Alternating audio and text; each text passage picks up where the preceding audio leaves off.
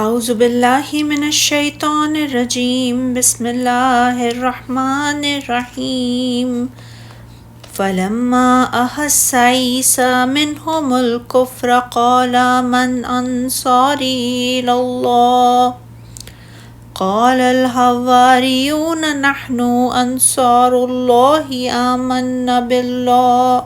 واشہد بأننا مسلمون ربنا آمنا بما انزلت واتبعنا الرسول فاکتبنا مع الشاہدین ومکروا ومکر اللہ واللہ خیر الماکرین۔ پھر جب عیسیٰ نے ان میں کفر محسوس کیا تو ان سے کہا، اللہ کی راہ میں کون میرا مددگار بنے گا؟ حواریوں نے کہا، ہم اللہ کے انصار ہیں، ہم اللہ پر ایمان لائے ہیں اور تو گواہ ہے کہ ہم فرما بردار ہیں۔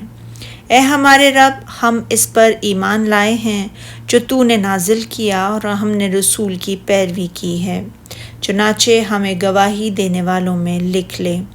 اور انہوں نے تدبیر کی اور اللہ نے بھی تدبیر کی اور اللہ سب سے بہتر تدبیر کرنے والا ہے۔ اللہ تعالیٰ نے فرمایا ہے کہ جب حضرت عیسیٰ علیہ السلام نے ان کی طرف سے نافرمانی دیکھی اور یہ محسوس فرمایا کہ وہ کفر و ضلالت ہی پر ڈٹے رہیں گے تو فرمایا، کوئی ہے جو اللہ کی راہ میں میرا مددگار ہو؟ مجاہد فرماتے ہیں کہ اس کے معنی یہ ہیں، کون ہے جو اللہ کی طرف میری پیروی کرے؟ بظاہر یوں معلوم ہوتا ہے کہ آپ کے فرمانے کا مقصد یہ تھا کہ کون ہے جو دعوت اللہ میں میرا مددگار بن جائے، جیسے کہ نبی اکرم صلی اللہ علیہ وسلم ہجرت سے قبل موسم حج میں یہ فرمایا کرتے تھے، کون ہے جو مجھے ٹھکانہ دے، کون ہے جو میری نصرت کرے تاکہ میں اپنے رب کی رسالت کو پہنچا دوں۔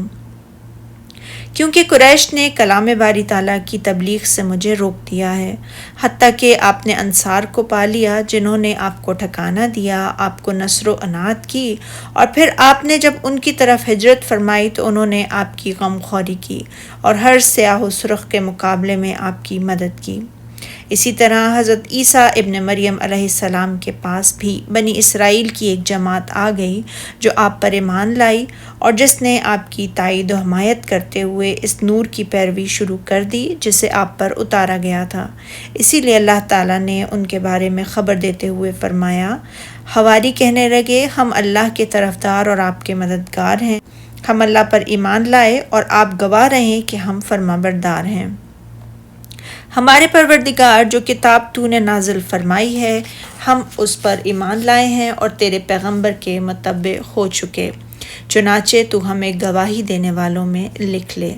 حواریوں کے بارے میں معنی مددگار کے ہیں، جیسا کہ صحیح بخاری و مسلم کی حدیث سے یہ ثابت ہے کہ رسول اللہ صلی اللہ علیہ وسلم نے احزاب کے دن جب لوگوں کو بلایا تو حضرت زبیر رضی اللہ تعالیٰ عنہ نے آپ کی آواز پر فوراً لبیک کہا، آپ نے پھر بلایا تو پھر حضرت زبیر رضی اللہ تعالیٰ عنہ ہی نے فوراً لبیک کہا، تو نبی صلی اللہ علیہ وسلم نے فرمایا، ہر نبی کا ایک حواری مددگار ہوتا ہے اور میرے حواری زبیر ابن عوام رضی اللہ تعالیٰ عنہ ہیں۔ پھر اللہ تعالیٰ نے ہمیں مطلع فرمایا ہے کہ بنی اسرائیل نے حضرت عیسیٰ علیہ السلام کے بارے میں برا ارادہ کیا، انہوں نے اس وقت آپ کو قتل کر دینا یا پھانسی دے دینا چاہا جب وہ سب آپ کے خلاف جمع ہو گئے تھے اور انہوں نے اس دور کے بادشاہ کے پاس آپ کی چغلی کی تھی، اور وہ بادشاہ کافر تھا۔ انہوں نے اس سے کہا کہ یہاں ایک آدمی ہے جو لوگوں کو گمراہ کرتا، انہیں بادشاہ کی اطاعت سے روکتا، رعایا کو خراب کرتا اور باپ بیٹے میں جدائی ڈال دیتا ہے۔ الغرض انہوں نے اس طرح کے بہت سے جھوٹے الزامات آپ پر لگائے اور انہوں نے یہاں تک کہہ دیا کہ وہ حرامی ہے۔ اس طرح انہوں نے بادشاہ کو آپ کے خلاف بہت بھڑکایا تو اس نے آپ کی تلاش میں کچھ لوگوں کو بھیجا جو آپ کو پکڑ کر سزا دیں اور پھانسی پر لٹکا دیں۔ انہوں نے آپ کے مکان کو چاروں طرف سے گھیر لیا اور جب یہ گمان کیا کہ وہ اپنے مقصد میں کامیاب ہوا چاہتے ہیں تو اللہ تعالیٰ نے آپ کو ان سے نجات دی اور اس مکان کے روشن دان سے نکال کر آپ کو آسمان پر اٹھا لیا اور مکان میں موجود ایک انسان کو آپ کا ہم شکل بنا دیا۔ جب وہ لوگ رات کی تاریکی میں مکان میں داخل ہوئے تو انہوں نے اسے عیسیٰ سمجھتے ہوئے اسے پکڑ لیا، اس کی توہین و تذلیل کی، پھر اسے پھانسی دے کر اس کے سر پر کانٹے رکھ دیے۔ اور اللہ تعالیٰ نے ان کے خلاف یہ تدبیر کی کہ اپنے نبی کو بچا لیا اور انہیں ان کے درمیان سے اوپر اٹھا لیا اور انہیں اپنی گمراہی میں پڑا بہکتا چھوڑ دیا۔ ان کا خیال تھا کہ وہ اپنے مقصد میں کامیاب ہو گئے ہیں، مگر اللہ تعالیٰ نے ان کے دلوں کو سخت کر دیا کہ وہ ہمیشہ حق کے ساتھ بغض اور عناد رکھیں گے، اور اللہ تعالیٰ نے انہیں ذلت اور رسوائی میں مبتلا کر دیا جو قیامت تک ان کا پیچھا نہ چھوڑے گی۔